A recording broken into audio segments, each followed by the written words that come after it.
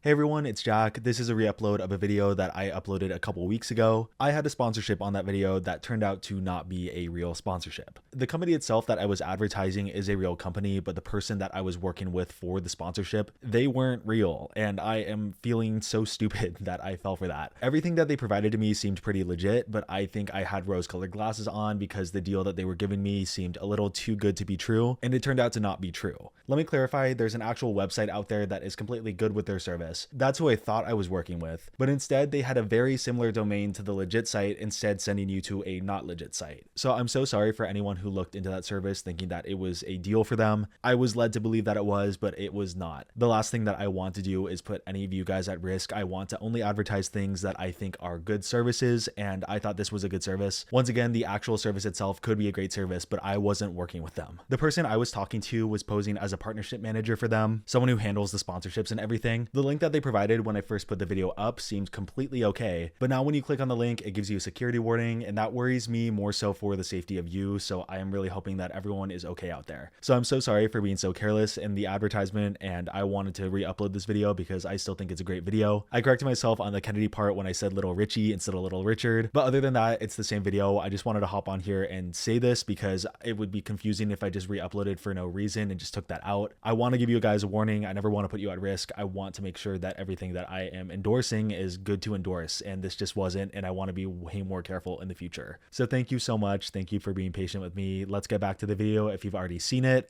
you can watch it again, but again, it's virtually the exact same video. I just want to make sure that it's still up on my channel because I do like the video. The last video I did was definitely the most negative I've been in a while, so let's get back to some praise. Thanks to everyone who commented on the last video, whether it was positive, negative, criticism, all of it. I am accepting it and I'm happy to have it, and I'm going to use it going forward. So on this most recent episode of season 16, Chad Michaels came into the workroom for the walkthrough of Snatch Game. First of all, it's just great to see Chad back on Drag Race. I think the last time had to be maybe the All Stars 4 finale, and having her come back for the walkthrough for Snatch Game was probably the most fitting thing she could have done. And then it got me thinking just how fitting it was for her to come back because her performance on Snatch Game really set the bar. And then that got me thinking about other challenges and other bars that were set. A little while ago at this point, I talked about the most influential lip syncs on Drag Race, and this is basically the same concept. What challenge performances on Drag Race are the most influential? What has set the bar? These are the types of performances that people look to as the gold standard. Performances that are so good that you can watch them multiple times and still be in awe. Types of performances that queens on a new season would want to emulate. If Rue announces a challenge for the week and your mind immediately goes to a queen's performance, that's a pretty good sign that they made an impact on this challenge. So let's start off with Snatch Game, where I have 3 queens who all set the bar in their own right. Chad Michaels is the first with her impression of Cher. Up to season 4 on the show, we hadn't really seen a queen yet that specialized in celebrity female impersonation, which is a big part of drag. So many queens have made a living off of doing this, and when it's right, it feels so right. And Chad was the first to do it on the show, and she did it so right. Something that still holds so true to Chad's performance is that she was able to make a lot of references, but twist them into a way that fit Snatch Game. Chad used a lot of quotes and references, and none of them felt forced, and you know that's the sign of a good impression. When I first watched this Snatch Game, probably at the age of like 11 or 12 at this point, I didn't know the references. I didn't know I'm an Oscar winner, quotes like that. But because she used these references and quotes in a way that fit Snatch Game, it was still entertaining to someone who had no idea what she was talking about. She pushed the envelope of what it could mean to do a celebrity impression of a really iconic person. People like Tatiana and Pandora up to this point did a really amazing job, but I think there was a lot of anticipation and expectations on Chad Michaels, so when she knocked it out of the park, it became one of the gold standards. Shy Sheila is so shy that she's afraid to. I don't give a rat's ass because this game,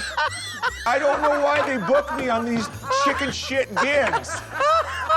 I'm a fucking Oscar winner. Yeah. And I think her performance was so successful, it was to the point where no one could really do it again on Snatch Game. I mean, we saw Juju do it on UK versus the World, and I'm pretty sure another queen did it, but it's escaping me right now. But Chad's performance is just so iconic that it's hard to really outdo her or go anywhere new. But if we're talking about characters that aren't as iconic right out of the gate, but then become iconic post Snatch Game, we have to talk about Jinx Monsoon in season 5. Jinx took a character that practically no one knew, and again was able to make it into something really entertaining and accessible. accessible. You didn't really need to know who Little Edie was because the way Jinx was performing, it brought you into that world. And the way that this performance was framed and how successful Jinx was, it opened the doors for a lot of different people to choose characters that may be more obscure. Something like Mhi'ya the Robot comes to mind, or even on this most recent season with Plain Jane, she picked a character that isn't very popular in the United States. But I think Jinx revealed that bottom line is, if you're funny and you know what you're doing with your character, you can be really successful. She just seizures.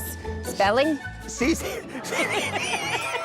I think the last queen to have a lot of influence over Snatch Game would be Kennedy Davenport on season 7. Up to this point on the show, the thought of boy drag was really taboo. And side note, just going back and watching these seasons in general, it's really interesting to see how they reacted to something like Milk's Runway. So when Kennedy wanted to do Little Richard, it wasn't well received by Rue in the walkthrough. But she was able to sell it because Little Richard is a character that can be really dragified. So then we get into a similar scenario of success like we did with Jinx, where if you know the character and you can be entertaining and funny as them, it doesn't really matter what gender they are. And since Kennedy's performance, Benda La Creme, Shea Coulee, The Vivienne, they've all had success playing male characters. It was necessary for Kennedy to take that risk, and I'm really glad that it opened a lot of doors for people going forward. I said a bathhouse in a dark room with glory holes.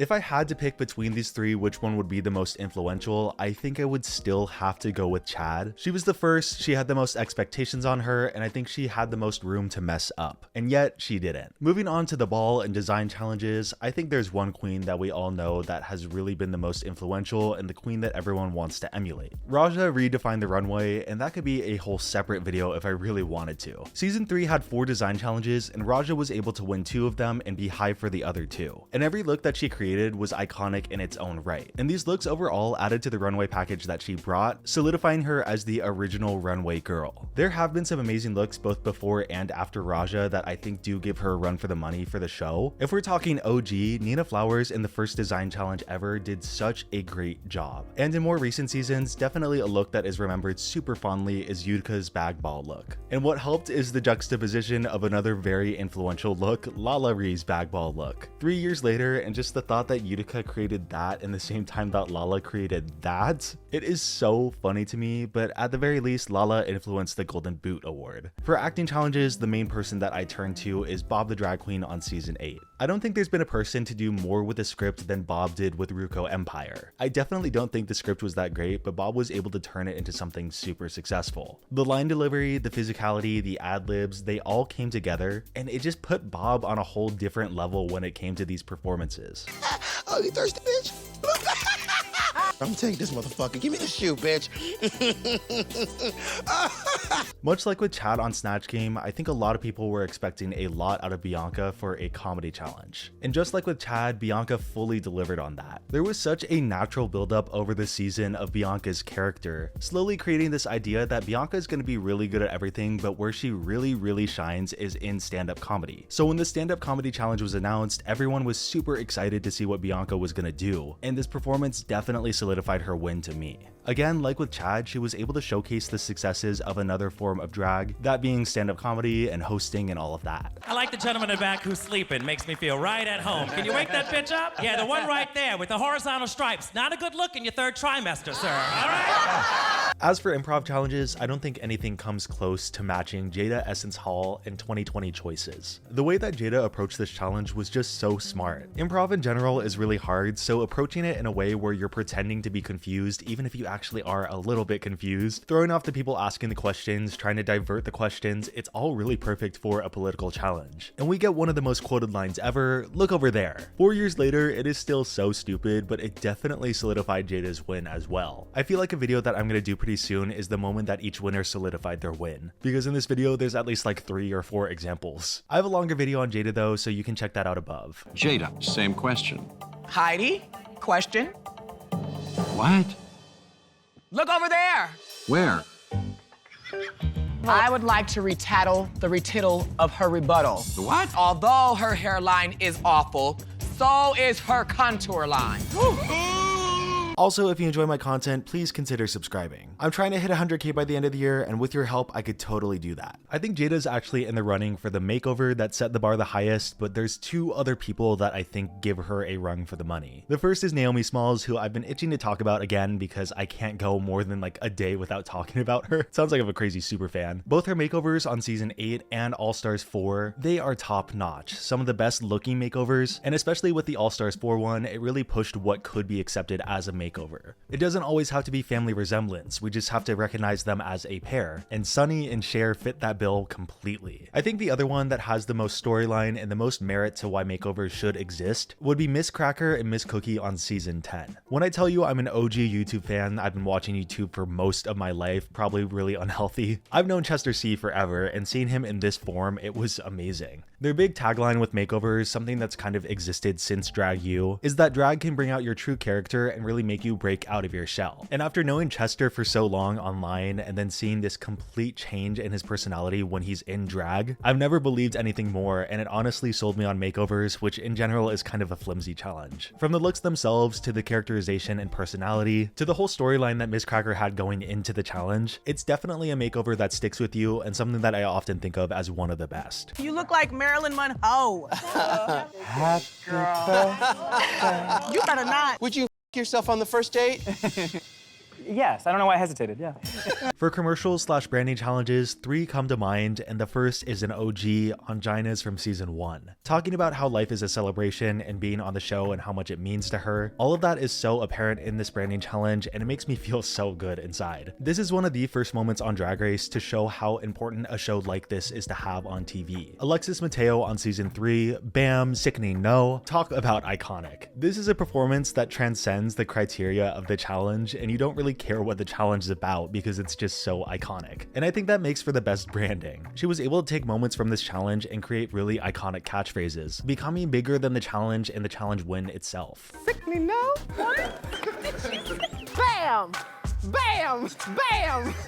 I think the last person has nailed branding challenges the best, and it's Alaska. Firstly, there's Red for Filth, where we got a good taste of Alaska's personality at season 5. But if we're going for true branding, encapsulating the entire person in just a small commercial, I mean, her performance on All Stars 2 was amazing. It is definitely not everyone's cup of tea, but at least to me, I think it's super hilarious and perfect for Alaska. Stunning, fierce, and yellow. For a dancing / choreography challenge, something that we don't really get often nowadays, I think I gotta go with Alyssa Edwards. Full storyline aside, I've made a full video on that. The performance was dramatic, it was great, it hit every single beat that it needed to hit. They really wanted to emulate the Black Swan drama, and this moment of her looking up at the beginning of the performance has really stuck with me forever. It's just another example of a queen being set up to have a certain skill set, and then when that skill set is put to the test, she passes with flying colors. Rusicals is honestly a tough one to judge, because sometimes they're singing live, sometimes they record a track of their voices, and more recently they just lip sync over other people's voices. So it's just kind of hard to judge who would be influential over what. I do think Adore and Courtney are a really good place to start. It was their first time doing a Rusical, and it was very obvious that they wanted to do it because they had 2 Idol contestants on, and there's a reason that we see it every single season now. Courtney and Adore knocked it out of the park, playing the same character on different sides of the story and sounding amazing while doing it. Shade the Rusical in general is just a challenge that I wish they would do again. Obviously not the exact same challenge, but I feel like it was such a special time. And that's not to say the other Rusical formats are bad in any way, but something about this original story with live singing, it really does feel like a musical, and you gotta appreciate that. The only other performances that I definitely think can get up to this level of appreciation, the first is Lady Camden in Moulin Rouge. Even without the storyline, I think this performance was just killer. She was able to take all of her skill sets and just the frustration from the day prior and push it into the performance, giving this character a new level of energy. And I know it's extremely recent, but I do think that Plasma's performance was so good in The Sound of Rusic. I definitely went in on the structure of the Rusical in the last video, but in general, I still think it's pretty good, and a lot of that is to do with how Plasma did in this Rusical. I don't know this for sure, but I feel like she did have the most stage time out of any character in any Rusical, and that's really hard to pull off even if she does have a lot of training in musical theater. So I want to see over time how much people start to appreciate this performance. It's still a little early on.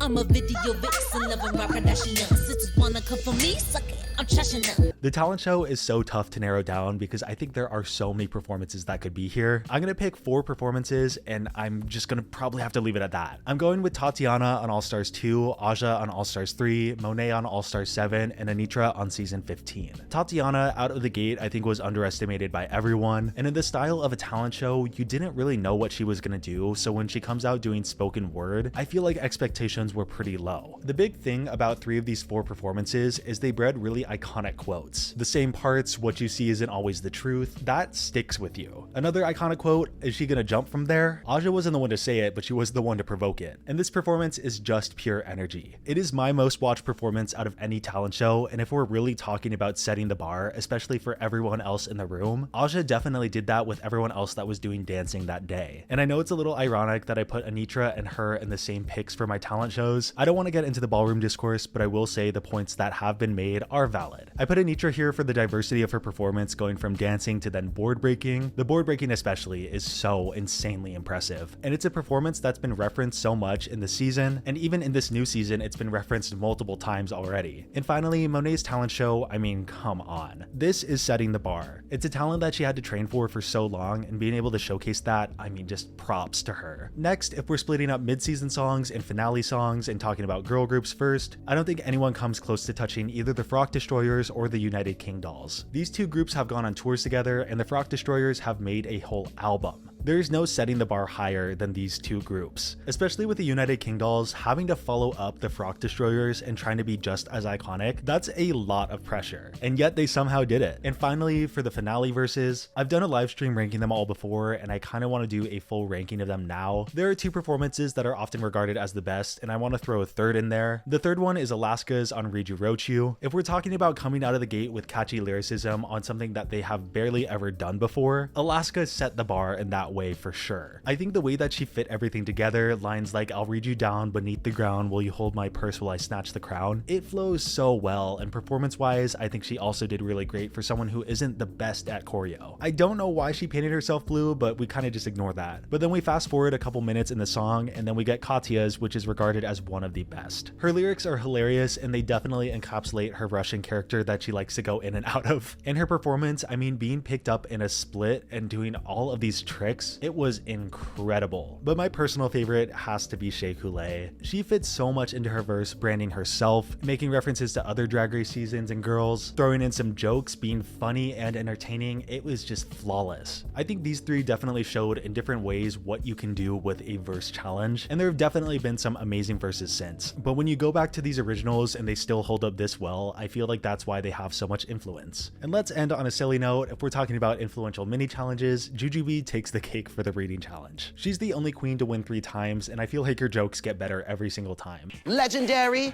looks like leg and dairy.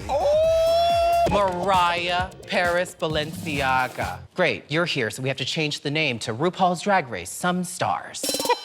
I hear that tulips are the biggest export. Is that what happened to yours?